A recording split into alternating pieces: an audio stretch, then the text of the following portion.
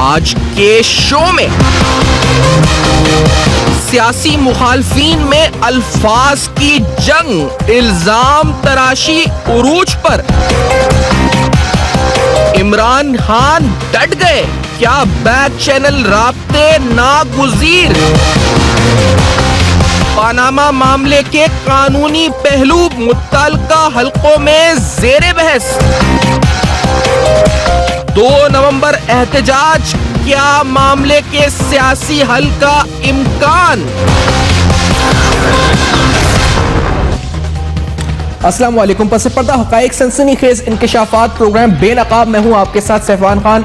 सियासी माहौल किस तरफ जाएगा, आखिरकार सुप्रीम कोर्ट के नोटिस के बाद पनामा का मामला मंतकी अंजाम तक पहुंचेगा या सियासी प्रेशर जो हुक्मरान जमात पर है उसमें मजीद इजाफा होगा। प्रोग्राम के अंदर आपको ये जरूर बताएंगे क्योंकि कुछ देर कबल एक बार फिर हुक्मरान जमात के वज़रा की तरफ से एक प्रेस कॉन्फ्रेंस हुई, जिस प्रेस कॉन्फ्रेंस के अंदर एक बार फिर यह इल्जाम दोहराया गया है कि पाकिस्तान तहरीक इंसाफ मुसल्लह अफराद की तलाश में है और उनके जरिए इस्लामाबाद को डिस्टेबलाइज करना चाहती है। इमरान खान साहब इसके जवाब में कह चुके हैं कि इस तरह की अफवाहें फैलाकर पाकिस्तान की अफवाज को बदनाम करने की कोशिश की जा रही है पाकिस्तान मुस्लिम लीग के हुक्मरान जो तबका है उसकी तरफ से। हुकूमती वज़रा ने आज फिर यह इल्जाम दोहराया, फिर से कहा है कि फंडिंग हो रही है और फंडिंग के जरिए इस्लामाबाद को डिस्टेबलाइज किया जाएगा। इसके साथ साथ कानूनी पहलू जो आज ज़ेरे बहस आएंगे इस प्रोग्राम में कि पनामा लीक्स की जो पिटिशन आगे बढ़ेंगी तो इसके मुख्तलिफ नताइज क्या निकल सकते हैं, इसका मंतकी अंजाम क्या हो सकता है, कानून क्या कहता है, कानूनी माहिर क्या कहते हैं, ये भी प्रोग्राम में जानने की कोशिश करेंगे। और साथ साथ क्या कोई बैक चैनल राब्ते इस वक्त हो रहे हैं पीटीआई और पीएमएल-एन में, ये बड़ा इंपॉर्टेंट सवाल है। कुछ देर कबल साबिक वजीर दाखिला रहमान मलिक साहब ने कहा है कि एक मुकमुका होने लगा है सियासी या जाती तौर पर पाकिस्तान तहरीक इंसाफ और पाकिस्तान मुस्लिम लीग के दरमियान। इसमें कितनी सच्चाई है यह भी प्रोग्राम में जानेंगे। एक छोटे से ब्रेक के बाद मेरे साथ पाकिस्तान तहरीक इंसाफ से जनाब शौकत यूसुफजई साहब, पाकिस्तान मुस्लिम लीग से डॉक्टर रमेश कुमार साहब और सुप्रीम कोर्ट बार एसोसिएशन के प्रेसिडेंट जनाब बैरिस्टर अली जफर साहब इस प्रोग्राम में मौजूद होंगे after this very short break on Benaqab. देखते रहेगा अब तक।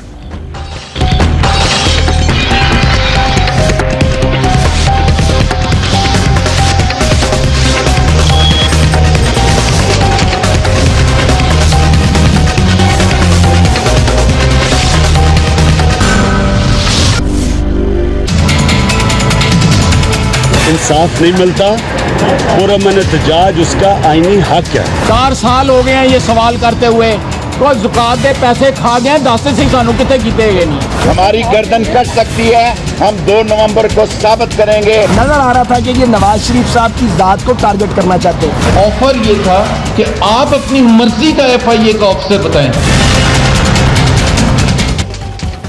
Welcome back. आप देख रहे हैं बेनकाब। पाकिस्तान तहरीक इंसाफ पाकिस्तान मुस्लिम लीग अल्फाज की जंग शिद्दत इख्तियार कर चुकी है, इल्जाम तराशी उरूज पर है। साथ साथ जिस तरह मैंने कहा कि साबिक वजीर दाखिला रहमान मलिक कहते हैं कि बैक चैनल डिप्लोमेसी या फिर बैक चैनल राब्ते भी दोनों जमातों में हो रहे हैं। कितनी सच्चाई है कितनी नहीं ये जानेंगे। मेरे साथ प्रोग्राम में मौजूद है शौकत यूसुफजई साहब, पाकिस्तान तहरीक इंसाफ के सीनियर रहनुमा, डॉक्टर रमेश कुमार साहब, पाकिस्तान मुस्लिम लीग के एमएनए सीनियर रहनुमा ज्वाइन कर रहे हैं, बैरिस्टर अली जफर साहब सुप्रीम कोर्ट बार एसोसिएशन के प्रेसिडेंट लाहौर से साथ मौजूद हैं। शौकत यूसुफजई साहब, आपकी तरफ समय पहले आते हुए कुछ देर कबल ये इल्जाम दोबारा दोहराया गया है कि दानियाल अजीज साहब, तारिक फजल चौधरी साहब प्रेस कॉन्फ्रेंस मुश्तरका हुकूमती वज़रा की, और उसमें कहा गया कि आप लोग असले की तलाश में हैं, आप लोग असला हासिल करना चाहते हैं और डिस्टेबलाइज करने के लिए ऐसी मुसल्लह तंजीमों से राब्ते आपने किए हैं।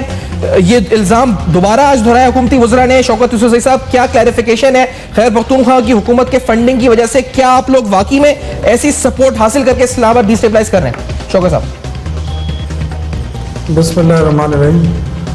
मेरे ख्याल से दानियाल अजीज़ और जो दूसरे साहब का आपने नाम लिया, ये खोटे सिक्के हैं। मैं आपको पता है जो दानियाल अजीज़ की ज़बान होती है उसको रखा ही इसलिए कि वो सिर्फ अपनी ज़बान और अल्फाज से वो इस तरह वार करे। मेरे ख्याल से ये पाकिस्तान है, ये यहाँ पे माशाल्लाह हमारी आर्मी मौजूद है, हमारी पुलिस है, ये वो डिपार्टमेंट है, सारे हमारी एजेंसियाँ हैं और उनके मौजूदगी में एक वज़रा साहिबान अगर इस तरह इल्ज़ाम लगा रहे हैं तो मेरे ख्याल से इसकी इन्वेस्टिगेशन ज़रूर होनी चाहिए और इसको इतना छोटा वाक़या नहीं कहना चाहिए क्योंकि एक पॉलिटिकल पार्टी है जो इस मुल्क के अंदर किसके खिलाफ? ये इस वाकये के खिलाफ जो इन्होंने कह रहे हैं, इनको पकड़ के इनसे इन्वेस्टिगेट किया जाए कि आप बताएं।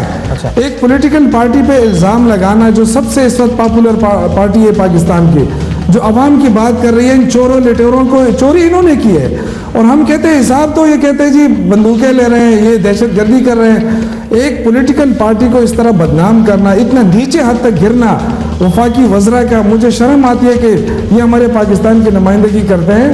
ये इस तरह, ये पाकिस्तान तहरीक इंसाफ यंगस्टर्स की पार्टी है, और ये आपको पता है कि इसने स्ट्रगल की और सबके सामने की है। ये वो नहीं है कि किसी गमलों से बन के उगी हुई पार्टी है ये, इसमें हमने स्ट्रगल की है, हमने भी 22 साल दिए इस पार्टी को। तो इस तरह के इल्ज़ामात लगाना मेरे ख्याल से अब वक्त आ गया है। कहीं से भी इल्जामात लगे। शौकत साहब, हक्कानिया मदरसे की फंडिंग को 30 करोड़ रुपए जो खैबर पख्तूनख्वा हुकूमत ने रखे, उसको रेफर करके ये इल्जाम लगा रहे हैं आप लोगों पर। मैं ये कह रहा हूँ कि देखें, मदरसे मौलाना फजलुर रहमान के भी हैं, और वो इस वक्त गवर्नमेंट में बैठे हुए हैं। अगर मौलाना समीउल साहब का मदरसा है, तो मौलाना समीउल वो आदमी है जिसको सेनेटर सिर्फ नवाज शरीफ ही बनाते रहे। तो आज अगर उनको अच्छा नहीं लगता, उन पर तनकीद हो रही है, तो ये एक अलग इशू है। और मैं ये बता रहा हूँ कि क्या इस मुल्क की एजेंसियाँ नहीं है, उस पर अदम एतमाद है। हमारे पास ISI है, हमारे पास दूसरी एजेंसियाँ हैं जो इस मुल्क की सबसे बेहतरीन एजेंसी है। अगर उस पर यह अदम एतमाद नहीं है कि वज़ीर साहिबान इस तरह इल्ज़ामात लगा रहे हैं, ये हमारे इदारों को पहले तबाह कर चुके हैं। आज उन इदारों की ये वक़्त रह गई है कि इस जैसे घटिया इंसान आके इस तरह के इल्ज़ामात लगा रहे हैं। और ऐसी जुमात पे जो स्ट्रगल कर रही है जमहूरियत के लिए, इससे पहले कौन सी जमहूरियत आई इस मुल्क में, मुझे बताएं। ये जो शर्मनाक ढोंग रचाया गया है नून लीग की इंटर पार्टी का, ये सारी दुनिया ने नहीं देखा है कि वो वही लोग उन्होंने इलेक्ट करना था जो पहले से उन्होंने लिस्ट बनाई थी। इसका जवाब इस तरह के इल्जामात लगाना, इल्जामात लगाने से पहले इनको इन्वेस्टिगेट किया जाए, इनको छोड़ा ना जाए। शौकत साहब ने मुतालबा कर दिया, बताना पड़ेगा कि असला कौन ला रहा है, कहां से ला रहा है। शौकत साहब ने मुतालबा कर दिया कि इन्वेस्टिगेट किया जाए, जो गुजरा बातें कर रहे हैं। रमेश कुमार साहब, सबूत कौन देगा? स्टेटमेंट तो कल भी आई, प्रेस कॉन्फ्रेंस आज भी हुई। रमेश कुमार साहब, इनके सबूत कौन फराम करेगा? कल भी हमने प्रोग्राम में थोड़ी बात की थी इस पे कि ये वाकई में हो रहा है, क्योंकि आप इतने अहम वुज़रा हैं, इतनी अहम जिम्मेदारियां हैं। रमेश कुमार साहब, आपके इल्म में कुछ है अगर वाकई में सबूत है आप लोगों के पास कि ये मुसल्लह तंजीमें सपोर्ट करिए PTI को? पहली चीज तो ये कि मैं शौकत यूसुफजई साहब को क्लियर करूंगा कि जमहूरियत के लिए कुर्बानियां तहरीक इंसाफ ने नहीं दी है। जमहूरियत यहाँ पे इस मुल्क के अंदर चल रही है, वो PMLN और पीपल्स पार्टी की वजह से चल रही है। पहले तो ये अपना जहन क्लियर करें। दूसरी चीज ये है कि जो बात कर रहे हैं कि भाई कौन कहता है, लाजमी अपने को ख्वाब में वो चीज़ें नहीं देखती है। हुकूमत को इंटेलिजेंस शेयरिंग आती है कि ये चीज़, जब कोई ऐसी चीज़ होती है, इनको इन्फॉर्मेशन नहीं पहुंचती है तो कहते हैं कि हमें बताया नहीं गया और ये इवेंट हो गया और ये हो गया, हमें बहुत नुकसान हो गया। मगर जब एजेंसियां पहले बता देती हैं कि ये चीज़ जो हो रही है, मुझे एक थोड़ी सी फिलॉसफी आप खुद बताएं कि इमरान खान साहब बार बार कहता है मैं इस्लामाबाद आके बंद करूंगा, ऑफिसें बंद करूंगा, जैम करूंगा, और इनके पास कौन सी चाबी है? एक तो या तो ताले की चाबी हो कि सुप्रीम कोर्ट को ताला लगा दे, नेशनल असेंबली को ताला लगा दे, सेक्रेटरीट को ताला लगा दे। दूसरी ये है कि इंतशार फैले, लोगों को मारे, हंगामे हो, ये हो। मतलब यही दो चाबियां हैं। उन दोनों चाबियों में इसको पता है कि अगर मैं एक इस तरीके से ताला लगाना शुरू करूंगा, लाजमी लाइन बॉर्डर जो फोर्सेस हैं वो एक्टिव होंगी और वो करने नहीं देगी। अगर नहीं करने दी तो मेरी बात गलत हो जाएगी कि मैंने कहा था कि मैं इस्लामाबाद को बंद जाम करके दिखाऊंगा, वो मैं कैसे? तो फिर इसने खुद ऐसा जाके रास्ता ढूंढा है कि कैसे, किस तरीके से मैं हुकूमत को डिस्टेबलाइज करूं। रमेश साहब, कोई इसका सबूत है? यानी ये जो इंटेलिजेंस रिपोर्ट आपके मिनिस्टर्स को मिली है, इसके रमेश कुमार साहब कोई सबूत आपके पास है? बिल्कुल इंटेलिजेंस रिपोर्ट है। और मैं समझता हूं अगर इमरान खान या अपना KPK गवर्नमेंट अगर वो चाहेगी तो हमारी गवर्नमेंट उनके साथ शेयरिंग भी कर सकती है कि ये ऐसे नहीं है कि आज मीडिया बहुत आज़ाद है। आज कम से कम वो चीज़ें, ये सीक्रेट चीज़ें होती है, मगर इंतजामिया इनके साथ शेयर करने के लिए तैयार है अगर ये बैठे। मगर जब इनके साथ शेयर करेंगे, ये इनका यही इल्जाम होगा कि हम इन चीजों से बर्बाद कह रहे हैं कि आप इन्वेस्टिगेट करवाएं इसको, लेकिन आप कह रहे हैं पहले से इंटेलिजेंस रिपोर्ट्स आपके पास मौजूद है इस सिलसिले में कि PTI का ताल्लुक है, गठजोड़ है ऐसी मुसल्लह। उसमें तो कोई शक ही नहीं है ना सुफियान भाई, उसमें कोई शक इस वजह से नहीं है। आज से 6-8 महीने पहले हमारी जो एक नॉन मुस्लिम की माइनॉरिटी मिनिस्ट्री थी उसके फंड भी उन्होंने मदरसों को दे दिए, जिसके ऊपर मैंने कहा भाई ये आप क्या कर रहे हो, हमारे फंड भी उधर दे रहे हो। एक ताल्लुक इनका है और इनको एक अश्योरेंस मिलती है उन लोगों से, उन तंजीमों से कि भाई आप अपनी एक्टिविटी जारी रखें, आपको कुछ नहीं करेंगे। पहले 2013 में मिली, अभी भी मिल रही है। अगर उन अश्योरेंस के ऊपर ये चलना चाहते हैं, इनकी मर्जी है, कानून को हाथ में नहीं ले, जैसे लाहौर रायगढ़ में किया ऐसे करते हैं। मगर हमारे पास अगर इंफॉर्मेशन आएगी as a federal government, Islamabad का मामला है, हमारा ठीक है काम है कि इनके साथ शेयर करना, इनको बताना। अगर ये चाहते हैं कि ये झूठी खबरें हैं, ये आए हमारे पास, हम इनको जो वो बात अच्छा, यानी आपके पास सबूत है। वैसे अली जफर साहब, ये जो इल्जाम तराशी अल्फाज की जंग चल रही है, आप सुप्रीम कोर्ट बार एसोसिएशन को हेड भी करते हैं। वैसे अली जफर साहब, इमरान खान साहब ने तो ये तक कहा कि ये फौज को बदनाम करने की कोशिश है। दानियल अजीज साहब ने कहा, जिस तरह आज फिर कहा कि मुसल्लह अफराद हायर किए जा रहे हैं, असले की तलाश में पीटीआई है। अली जफर साहब, आपका कंसर्न है इन इल्जाम तराशियों पर, अल्फाज की जंग पर, आपका क्या ओपिनियन है बैरिस्टर अली जफर साहब? देखें जी, ये बहुत मेजर इशू है और मुझे बड़ा अफसोस होता है जब इस तरह की ज़ुबान इस्तेमाल हो, इस तरह के इल्ज़ाम हों। क्योंकि आप देखें, हमारे पास इस वक्त पाकिस्तान में आप आइसोलेटेड एक मुल्क की तरह नहीं ट्रीट कर सकते। ये पूरा इंटरनेशनल कम्युनिटी आपके पीछे लगी हुई है। आपके दुश्मन, एक मोदी हुकूमत की गवर्नमेंट साइड पे बैठी है आपके, और वो प्रोपेगेंडा कर रही है कि आपकी, कभी वो आर्म्ड फोर्सेस को कहती है कि वो मुलव्वस हैं टेररिज्म में, कभी वो हमारी रियासत की हुकूमत को कहती है। तो जब रियासत की हुकूमत खुद एक जो सेकंड लार्जेस्ट पॉलिटिकल पार्टी है इस वक्त पार्लियामेंट में, उसके खिलाफ इतना बड़ा इल्ज़ाम लगाए, तो ये आप एक तरह एक एमुनिशन दे रहे हैं, हथियार दे रहे हैं प्रोपेगेंडा के बाकी बैनुल अक़वामी मुल्कों को कि भाई देखें, इनकी तो अपनी हुकूमत खुद कह रही है और वो बड़े जोशो खरोश से कह रही है, उनके मिनिस्टर्स कह रहे हैं कि एक उनकी जो मेजर पॉलिटिकल पार्टी है वो एक टेररिस्ट ऑर्गेनाइजेशन है। तो मेरा ख्याल है इस किस्म के इल्ज़ाम लगाना बिल्कुल एक जिसको कहते हैं जमहूरियत के ख़िलाफ़ है, और एक मैच्योर कौम और मैच्योर पॉलिटिशियन की ये हरकत नहीं हो सकती। और अगर मैं दूसरी बात कहता हूं कि वाकई ये इल्ज़ाम है और उनके पास प्रूफ है, तो फिर आइन और कानून के तहत ये बजाय इल्ज़ाम लगाने के, इनको चाहिए था कि ये प्रूफ लेके आते और केस फाइल करते। क्योंकि इतना बड़ा इल्ज़ाम लगाना इतना ये छोटी बात नहीं है। एक टेररिज्म का इल्ज़ाम है, इस पर बहुत सारे कवानीन लगते हैं। तो मुझे लगता ये है कि ये हुकूमत के मिनिस्टर्स ने एक इमेच्योर हरकत की है। दोनों साइड से इल्ज़ाम लगाना इस तरह के गलत हैं। मैं ये कहता हूँ कि इमरान खान साहब की जो पार्टी है, उनकी एक पॉलिटिकल और एक आइनी हक है कि वो ज़रूर एहतजाज करें, वो सड़कों पे भी आएँ, लेकिन उसके साथ साथ वो अपने आइनी हक को इस तरह इस्तेमाल नहीं कर सकते कि वो डिसरप्ट करें एक हुकूमत के या एक लोगों का जो नॉर्मल रोज़मर्रा का कारोबार है। और ये इमरान खान साहब को एक पॉलिटिकल डिसीजन लेनी चाहिए कि क्या हम एहतजाज करने में लोगों को तो नुकसान नहीं पहुंचा रहे, बट वो एक बिसाइड्स द पॉइंट है। अभी आप जो बात कर रहे हैं इल्ज़ाम तराशी की, मेरा ख्याल है दोनों साइड्स को मैच्योर करना चाहिए एक। और ठीक है, आप पॉलिटिकल डिफरेंसेस लेके आएँ, प्रिंसिपल की बात करें, आप अपने सियासी जो आपका मंशूर है उसकी बात करें, और आप करप्शन की बात करें, लेकिन एक दूसरे के खिलाफ इल्ज़ाम लगाना कि वो कोई एक्टिविटी कर रहे हैं, वो मुलव्वस हैं किसी वायलेंस में, किसी जो आपने कहा कि मैच्योरिटी नहीं है, सर मैं इससे पहले जो इल्जामात लगे हैं वो पर्सनल करप्शन के लगे हैं, पीएमएलएन की तरफ से भी लगे हैं, इमरान खान साहब की ऑफशोर कंपनीज को लेकर लगे हैं। पीटीआई कहती है कि सारी डिस्ट्रैक्शंस हैं मेन पनामा से हटाने के लिए, पीएमएलएन की तरफ से पीटीआई को, पीटीआई की तरफ से पीएमएलएन को।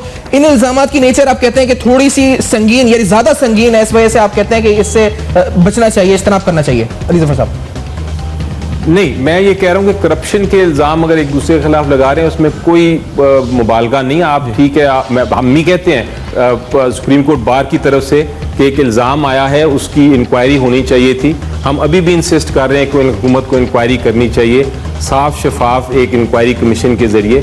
हो सकता है सुप्रीम कोर्ट ही इंक्वायरी कमीशन बना ले, ये जो सुप्रीम कोर्ट में केस है। मैं सिर्फ इस किस्म के इल्ज़ाम की बात कर रहा हूँ कि अगर आप किसी एक पार्टी के या किसी के खिलाफ भी बात करते हैं कि वो कोई टेररिस्ट तंजीम के साथ लोगों को मारने के लिए या तशद्दुद करने के लिए कोई हथियार जमा कर रहे हैं, कोई वेपन्स ले रहे हैं, मैं उस किस्म के इल्जाम की बात कर रहा हूँ कि ये इल्जाम गलत हैं। ये इल्जाम गलत और है। अगर वाकई इल्जाम लगा रहा है कोई तो उसको फिर इन्वेस्टिगेट करके तो सामने अवाम ठीक के है। सामने प्रूफ लाए। शौकत यूसुफ करप्शन साहब- का इल्जाम लगाना जी। मेरा ख्याल है ये जी सर कंप्लीट कर ले बात अपनी। करप्शन का इल्जाम लगाना अलग है और ये अलग है। जी, मैंने कहा करप्शन का जहां तक इल्जाम लगाना है ये जायज है बात। वो पूरी कौम इस वक्त जानना चाहती है कि वाकई इसमें सच्चाई क्या है, कोई करप्शन है कि नहीं है। और मेरा ख्याल है जब इल्जाम पनामा लीक्स का आया था हुकूमत को उसी वक्त चाहिए था कि वो एक इंक्वायरी कमीशन का कानून बनाते और सारा ये सेटिस्फाई कर देते कौम को कि जनाब हमने करप्शन नहीं की। शौकत ये यूसुफ साहब, चूंकि वो मैं- डिले करती है ठीक हुकूमत है। अच्छा, मैं और वो इसके इल्जाम मजीद- दूसरी तरफ से आता है तो ये शक ज्यादा पैदा होता है। पनामा पे आते हैं। अली जफर साहब आपका तज्जिया कानूनी तौर पर भी लेंगे कि आगे क्या होगा। शौकत यूसुफ साहब, रमेश कुमार साहब ने कहा कि इंटेलिजेंस रिपोर्ट्स आई, आधी ऐसी प्रेस कॉन्फ्रेंसेस हुई, ये रिस्पॉन्सिबल स्टेटमेंट्स हैं। वो कहते हैं हम स्टैंड कर रहे हैं इन स्टेटमेंट पे, सबूत हमारे पास हैं। अगर आपको चाहिए तो आपकी हुकूमत या फिर आपकी जमात हमसे राब्ता करके सबूत ले सकती है कि आपका ताल्लुक मुसल्लह तंजीमों से। शौकत यूसुफ साहब, आपका इस पे क्या कमेंट? आप चाहेंगे मिलना इनसे या फिर कोई मुलाकात करके आप सबूत लेना चाहेंगे? शौकत साहब, देखिए कितनी कमज़ोर स्टेटमेंट है कौम के सामने आ रही है कि एक हुकूमत कह रही है कि एक पॉलिटिकल पार्टी जो है वो टेररिस्ट एक्टिविटीज़ करने जा रही है और उनको ये कह रहे हैं कि हमारे पास इंटेलिजेंस सबूत मौजूद हैं। तो मेरे भाई फिर तो कार्रवाई होनी चाहिए। ये कमज़ोरी दिखाना इसका ये मतलब है कि कल आप पे इंडिया अटैक करेगा, आप देखते रहेंगे, या आपके पास ये एक्टिविटीज़ के कोई वो है कि जी हमारी एजेंसियाँ कह रही हैं कि जी फलां जगह ये हो रहा है, आप उसको देखते रहेंगे। यही तो हाल पंजाब का, सिंध का, ये तो हशर कर दिया आपने इस मुल्क का। फिर तो ये देखें, ये गैर जिम्मेदाराना बयान है, ये इनको वापस लेना होगा या फिर मैं आपके वसादत से पूरी कौम से कहूँगा कि ये मुतालबा किया जाए कि ये जो इंटेलिजेंस रिपोर्ट आई है ये कौन सी एजेंसी ने ये रिपोर्ट दी है और ये बताए। ये खाली खुली बातों से नहीं होगा, मेरे आपने secret बताना reports होगा, हैं। एजेंसी का नाम बताना होगा शौकत और साहब, मेरे कौम को secret बताना reports होगा हैं। कि इस एजेंसी ने जी रमेश साहब ने कहा सीक्रेट रिपोर्ट्स है, मिनिस्टर्स के क्या पास कहा? आती हैं। शौकत साहब कहते हैं सीक्रेट रिपोर्ट्स है। मैं रमेश ये कुमार कहता हूँ, जी। देखिए सीक्रेट रिपोर्ट जो है एक पॉलिटिकल पार्टी के हवाले से ये आके सीक्रेट रिपोर्ट तो अब नहीं रही ना, आप तो कौम के सामने बता रहे हैं। तो जब कौम के सामने बता रहे हैं तो आपने हमसे तो शेयर नहीं किया है ना गवर्नमेंट से आपने शेयर किया है। तो क्या ये जो खैबर पख्तूनख्वा की हुकूमत ये किसी इंडिया का हिस्सा है क्या? आप हमसे क्यों नहीं शेयर करते? आप न जाने कहाँ आप टीवी चैनलों पे आके शेयर करते हैं। ये आप जिम्मेदार वजीर हैं क्या? दूसरी बात, आपने कहा कि कुर्बानियां हमने दी हैं जमहूरियत के लिए। और मेरे भाई, आपने करप्शन की थी, आपको जेलों में डाला गया। पीपल्स पार्टी ने करप्शन की, उनके लीडरों को जेलों में डाला गया। इमरान खान पे आज तक कोई इल्ज़ाम अल्लाह के फजल करम से न लगा है, न कोई जुर्रत कर सकता है करप्शन लगाने का। तो ये कोई बड़ी बात नहीं है कि करप्शन पे आप लोग जेलों में गए। उससे जमहूरियत मजबूत नहीं, कमज़ोर हुई है। हर 2 साल बाद जमहूरियत का डिरेल हुई है, वो आप लोगों की नालायकियों की वजह से।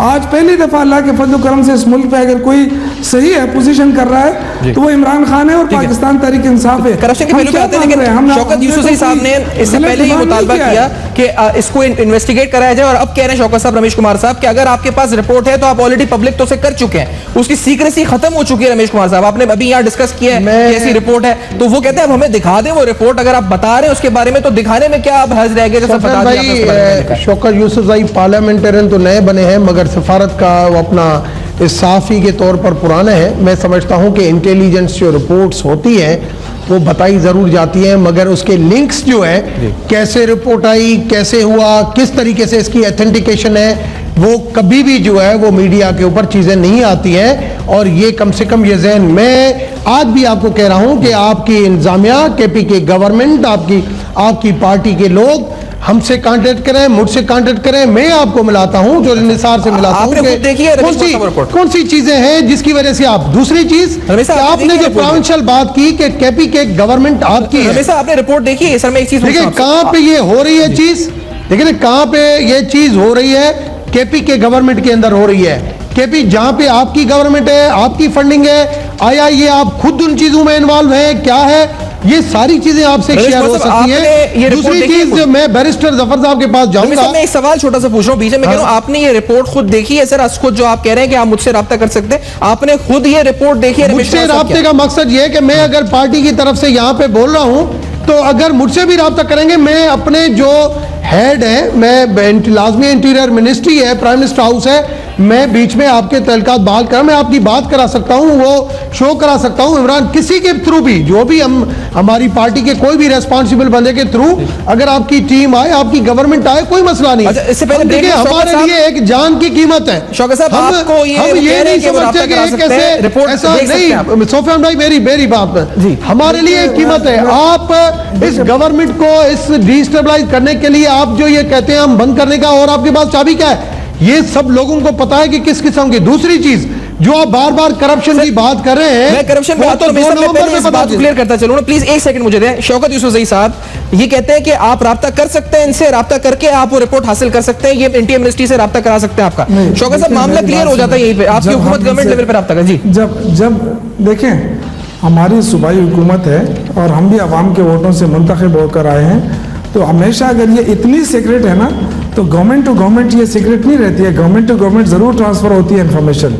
जब आप एक गवर्नमेंट को इन्फॉर्मेशन ही नहीं दे रहे और एक पार्टी पर आप इतना बड़ा इल्ज़ाम लगा रहे हैं, तो देखिए ये तो आप अपनी एजेंसियों की कारकर्दगी को जो है ना, वो आप बिल्कुल उसको इतना हल्का साबित करने की कोशिश कर रहे हैं कि ये इंटेलिजेंस एजेंसी बिल्कुल मजाक है। दूसरी बात ये कि देखिए हम कोई बात करते हैं, ये फौरन हमें कहते हैं जी सुप्रीम कोर्ट जाए, आपके लिए दरवाजा। मैं इस बात को ऐसे शौकत साहब कंटिन्यू करता हूं, मुझे एक ब्रेक की तरफ बढ़ना है, एक कमर्शियल ब्रेक। शौकत यूसुफजई साहब, रमेश कुमार साहब और बैरिस्टर अली जफर साहब बेनकाब हम करते इन इल्जामात को, इल्जाम तराशी को, आगे चलकर क्या होगा, इस केस में क्या होगा, अली जफर साहब कानूनी तौर पर क्या देख रहे हैं, क्या खान साहब को अपना एहतजाज अब करना चाहिए नहीं करना चाहिए, ये सवाल कल बहुत डिस्कस हुआ, लेकिन अब आगे क्या होने जा रहा है, क्योंकि खान साहब तो डट चुके हैं इस वक्त। क्या कोई बैक चैनल डिप्लोमेसी हो रही है? आफ्टर दिस ब्रेक देखते रहेगा अब तक।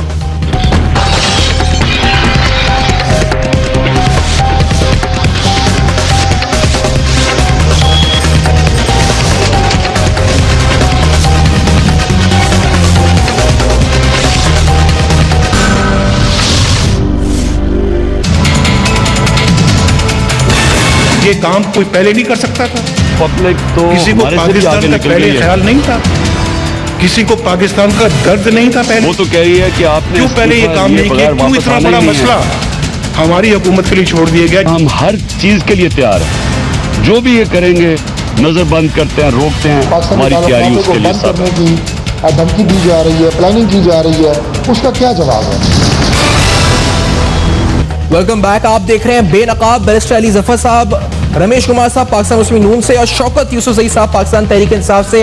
अहम तरीन मामला, संगीन इल्जामात, अल्फाज की जंग, आखिरकार मंतकी अंजाम इसका क्या होगा, इस पर बात हो रही है। बैरिस्टर अली जफर साहब, लीगल आउटकम इस केस के क्या है? कल नोटिस इशू होना क्या किसी की हार किसी की जीत है, जिसको लोगों ने तशरीह जिस तरह करी, और इसका लीगल आउटकम क्या होगा? क्या इंक्वायरी हो सकती है, मेमो गेट की तरह कमीशन तश्कील पा सकता है, पिटीशन रिजेक्ट, क्या इसके आउटकम्स क्या है, possible outcomes? Barrister Ali Zafar साहब, ये देखें अभी तो केस की इब्तिदा है। जब आपका केस फाइल होता है आर्टिकल 184 के तहत सुप्रीम कोर्ट ऑफ पाकिस्तान में, तो सुप्रीम कोर्ट के पास दो रास्ते होते हैं शुरू में, या तो वो केस को उधर ही रिजेक्ट कर दें, या अगर मैं आसान लफ्ज़ों में कहूँ उस केस में कोई जान देखता है जज, तो वो फिर नोटिस इशू कर देता है दूसरी साइड को कि आप आके तो हमें अपना मौक़िफ़ बताएं। तो अभी तो सिर्फ नोटिस आया है, मेरा ख्याल है ये, इसको आप किसी की जीत या हार नहीं कह सकते, ये एक नॉर्मल प्रोसेस है। 99% केसों में जब हम फाइल करते हैं, हम बहस करते हैं थोड़ी सी, तो कोर्ट नोटिस दे देते हैं कि ठीक है हम दूसरी पार्टी का मौक़िफ़ सुन के आगे फैसला करेंगे। तो अभी तो बहुत लंबा सफ़र है, आपको पता है इंसाफ की जो ट्रेन है वो बहुत देर बाद पहुंचती है प्लेटफॉर्म पे अपनी मंजिल पे। तो अभी दूसरी साइड के आएंगे वकला, वो बहुत सारी ऑब्जेक्शन उनके पास हैं। इसमें तहकीकात अगर होती हैं तो सिर्फ वजीर आजम और वजीर आजम के खानदान से मुतल्लिक ये पिटीशंस हैं, या पनामा में जितने नाम आए थे बशमूल उसमें अगर कोई दीगर सियासतदान है या बिजनेसमैन है, उन सब की तहकीकात का ऑर्डर सुप्रीम कोर्ट दे? मतलब इन पिटीशंस को देखा जाए तो इसमें सिर्फ वजीर आजम, उनकी फैमिली है, या दीगर लोग भी शामिल होंगे, उनको भी असर पड़ेगा इससे? जी, असर तो सब पे पड़ेगा, लेकिन टारगेट जो मेन है वो वजीर आजम साहब और उनकी फैमिली है। अच्छा। लेकिन मैं आपको एक बात बताता चलूं कि ये जो डिबेट मैं कल की सुन रहा हूं, उसमें एक चीज़ बड़ी क्लियर आपको मैं बताऊं, वो ये है कि सुप्रीम कोर्ट ट्रायल कोर्ट नहीं है। यानी कि सुप्रीम कोर्ट ये फैसला नहीं कर सकता कि क्या वाकई करप्शन हुई है कि नहीं हुई है। ये आइन के तहत और कानून के तहत ये ट्रायल कोर्ट का मसला होता है। ट्रायल कोर्ट ने शहादतें लेके ये फैसला करना होता है। तो ये सुप्रीम कोर्ट के पास जो पिटिशन फाइल की गई है, इसमें ये फैसला नहीं होगा कि क्या वो करप्शन है या हुई है कि नहीं। इसमें सिर्फ फैसला ये होने जा रहा है, और यही इख्तियार सुप्रीम कोर्ट के पास डिबेट होगी कि क्या सुप्रीम कोर्ट कोई कमीशन बना सकता है, क्या सुप्रीम कोर्ट हुकूमत को ये डायरेक्शन दे सकता है कि आप कोई कानून साजी करें, इसके ऊपर कोई रूल्स बनाएं जो कि जिसके तहत एक कमीशन बने, या क्या ये जो है पिटिशन इसको मुस्तरद करना है। ये 2-3 मदूद किस्म के लिमिटेड किस्म के इख्तियारात हैं सुप्रीम कोर्ट के पास इस सारे केस में। इसलिए इससे इतनी उम्मीद ना लगाई जाए कि जिस तरह के बहुत कुछ होने लगा है। रमेश कुमार साहब, आपकी स्ट्रेटजी अब क्या है? रमेश कुमार साहब, जो पाकिस्तान तहरीक इंसाफ है बदस्तूर कायम है अपने एहतजाज की कॉल पर, क्या किसी तरह से एहतजाज को रोकने के लिए जिस तरह पार्लिमानी लीडर्स से राब्ते ये कोशिशें होंगी, और अगर फिर भी एहतजाज होता है, आपने कहा है कि हम किसी का आईनी हक, स्कूल जाने का हक, बच्चों का दुकानें खोलने का हक ताजरों का नहीं छीनने देंगे, तो क्या करेंगे रमेश कुमार साहब? क्या आप लॉ एनफोर्स करेंगे, गिरफ्तारियां करेंगे, केसेस बनाएंगे, मुकदमे चलेंगे? रमेश कुमार साहब, स्ट्रेटजी क्या है, हिकमत अमली क्या है हुकूमत की? देखिए, पहली चीज़ तो ये कि जब सुप्रीम कोर्ट में ये गए हैं और सुप्रीम कोर्ट में जाने के बाद बाहर निकलने के बाद खान साहब कहते हैं हमारी फतह है, 1 नवंबर को सुप्रीम कोर्ट के अंदर डेट भी फिक्स हो गई है। तो इनको कम से कम एक इदारे के ऊपर प्रेशर डालना, हमने तो आज भी सुप्रीम मियाँ साहब का नाम भी नहीं है पनामा लीक्स में, मगर उसके बाद भी हमने वेलकम किया है कि अगर किसी इदारे के ऊपर इमरान खान गए हैं जो इस मुल्क के अंदर ये पनामा का इशू जो उठा रहे हैं कि भाई पनामा ये करप्शन हो गई है, हमें तो सबक दिया जाता है कि ये भाई पॉलिटिकल पार्टी के ऊपर इल्ज़ाम लगा रहे हैं कि ये दहशतगर्द पार्टी है, हमारे ऊपर इल्ज़ाम लगा रहा है, हम कश्मीर के लिए लड़ रहे हैं, हमें तो वो मोदी का यार कह रहे हैं। तो ये कम से कम अपने गिरेबान भी देखा करें कि आप जो वो क्या करें। हम तो फिर भी मुल्क के अंदर की बातें करें, आप तो मुल्क के बाहर की बातें करें कि भाई जो कश्मीर का इशू 66 सालों में नहीं उठा वो हमने जाके उठाया। मैं टॉपिक से नहीं हट रहा, मगर मेन चीज़ ये है कि हमें कम से कम इस मुल्क के ऊपर रहम करना चाहिए। इमरान खान साहब ये जो सियासत कर रहे हैं, धरनों की सियासत लोगों के, और खुद कह रहा है कि मैं कोशिश करूंगा कि कम से कम शहादतें हो। ये इमरान खान की स्टेटमेंट आई थी, एक चैनल के ऊपर भी दिखाया गया। ये इसका मकसद क्या है? कम से कम अगर ऐसी स्टडी बनाई गई, अगर ऐसी चीज हुई, क्योंकि ऐसे इस्लामाबाद बंद नहीं करेंगे वो, तो लाजमी कानून हरकत में आएगा। हमने अपना एक फिर भी एक डेमोक्रेसी की तरह, एक डेमोक्रेट पॉलिटिकल पार्टी के थ्रू हमने एक सिस्टम बनाया है कि हम सारी पॉलिटिकल पार्टी से मिलके दोबारा इमरान खान से ही बात करेंगे, सबसे बात करेंगे कि भाई सुप्रीम कोर्ट के अंदर हेयरिंग क्या होती है, क्या डिसीजन आता है, कम से कम आप उसका वेट करें, उसको आप देखें। इस तरीके से इदारों के ऊपर आप प्रेशराइज नहीं करें। कभी आप इलेक्शन कमीशन के ऊपर प्रेशराइज करते हैं, कभी सुप्रीम कोर्ट के ऊपर प्रेशराइज करते हैं। इदारे ये ऑटोनोमस है, इदारे अगर इन्होंने धरना दिया तो फिर कानून हरकत में आएगा। स्ट्रेट फॉरवर्ड बात ये है, आप लोग उसमें तो कोई शक नहीं है, धरने में नहीं। अगर रायवंड के अंदर उन्होंने जलसा किया तो हमने 7000 पुलिस दी इनकी प्रोटेक्शन के लिए, मगर अगर ये यहाँ पे आके इस तरीके की, जैसे पहले इन्होंने कानून को तोड़ा, एक हमारे साथ एक साइन हुआ, बाबा हम यहाँ पे बैठेंगे, फिर उन्होंने उसकी बाइंडिंग नहीं रखी, आके डी चौक के ऊपर बैठ गए, ये चीजें अब बर्दाश्त नहीं करेंगे, क्योंकि एतमाद पहले भी ये अपनी क्रेडिबिलिटी का खो चुके हैं। साहब, आज खान साहब पेशावर में थे, वहां उन्होंने खिताब भी किया, यूथ से मुखातिब हुए, दीगर फोरम से मुखातिब हुए, कि क्या आप लोग इस वक्त अगर मुज़ाकरात के लिए अप्रोच किया गया इन पार्लिमानी जमातों की तरफ से, तो मुज़ाकरात का दरवाजे ही बंद है, यानी बात ही नहीं करेंगे 2 नवंबर तक, या बात करेंगे, मानेंगे? क्या इस वक्त होगा आपका लहमल अगर आपसे रब्ता किया जाता है? शौकत साहब, देखें, ये इतनी बड़ी एक्सरसाइज जो हो रही है, पहले 126 दिन का धरना दिया, अभी फिर हम करने जा रहे हैं, ये बार बार एहतजाज हो रहा है, तो एक शख्स का मुतालबा हो रहा है ना कि वो अपने आप को एहतसाब के लिए पेश करे, तो वो क्यों नहीं एहतसाब के लिए अपने आप को पेश कर रहा है? पूरी कौम को उसने अजाब में डाला हुआ है, तो बेहतर नहीं है कि वो अपने आप को पेश करे अगर उसके दिल में कोई चोरी नहीं है, अगर उसने कोई चोरी नहीं की है, तो ये तो बड़ी आसान सी बात है कि वो अपने आप को पेश कर दे।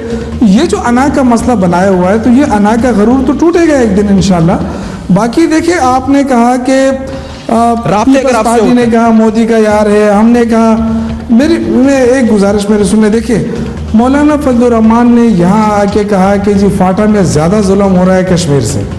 अब ये आप देखें कि उसने किस तरफ इशारा किया, क्या उस पर गवर्नमेंट ने नोटिस लिया है? वो उसके एलाई हैं, गवर्नमेंट में बैठे हुए हैं, सारे मराहत ले रहे हैं और वो इस तरह के बयान दे रहे हैं। आज इन्होंने कहा पीटीआई जो है वो टेररिस्ट एक्टिविटीज़ में मुलविस हो रही है। ये इस तरह के इल्ज़ामात लगाने से ये इनकी बुखलाहट जाहिर हो रही है और सीधा सीधा पता चल रहा है कि ये दोहराएंगे जो मॉडल टाउन का जो वाक़या हुआ है वो उसको दोहराने के चक्कर में ये अपने शौक पूरा कर ले। इंशाअल्लाह ताला अगर इमरान खान वहाँ खड़ा है, अगर वो कहता है कि मैं बंद मुज़ाकरात तो हम सारे खड़े रहेंगे। मुज़ाकरात की कॉल आई, मर्जी है जितनों को मारना चाहते हैं मारे। दूसरी बात मुज़ाकरात की तो मुज़ाकरात किस इशू पे किया जाए? आप मुझे बताएं, क्या नवाज शरीफ साहब इस बात के लिए तैयार हो रहे हैं कि जी मैं एहतसाब के लिए पेश होना चाहता हूँ? मुज़ाकरात किस चीज़ की? हम तो ये एक ही मुतालबा है हमारा ना, मुज़ाकरात या तो वो स्टेप डाउन कर जाए, पर मुज़ाकरात में ये अगर कहेंगे के लिए पेश कर, मुज़ाकरात नहीं होंगे ना, वो कह रहे हैं रमेश कुमार साहब मुज़ाकरात नहीं होंगे। अगर मुज़ाकरात में ये कहेंगे कि इमरान खान के खिलाफ जो रेफरेंस जो अभी पास होने वाला है और जो इलेक्शन कमीशन को भेजा गया है उससे हम विथड्रॉ हो जाएं, वो हम नहीं होंगे। पहली चीज ये चीज क्लियर है क्योंकि वो स्पीकर ने उसको देखा है, वो वहां चला गया। उससे विथड्रॉ, ये आपकी अपनी सोच है, उससे हम विथड्रॉ नहीं होंगे अगर मुज़ाकरात ये इसके ऊपर जाते हैं। मगर मुज़ाकरात ये कि भाई आप एक जमहूरी हल पार्लियामेंट्री कमेटी बनी हुई है, आप उसके थ्रू बैठे सुप्रीम कोर्ट के ऊपर मुज़ाकरात नहीं, पार्लियामेंट्री नहीं